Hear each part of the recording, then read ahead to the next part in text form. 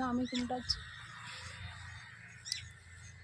ரொம்ப நாள் ஆச்சு மாமா கோயிலுக்கு வந்து, குலதெய்வம் கோயிலுக்கு அடிக்கடி வரணும். தம்பி இங்கே பாரு, அத்தை பாரு.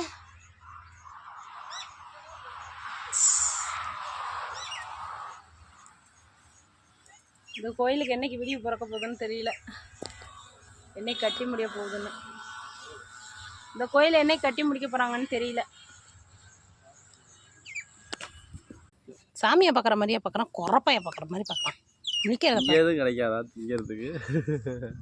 உங்கள் தாத்தா இருக்காரு, சாப்பிட வேணாம். தாத்தாவை சாப்பிடு. மேலே தூக்கி அதில் உட்கார வைக்குமா? அதில் உட்கார வை.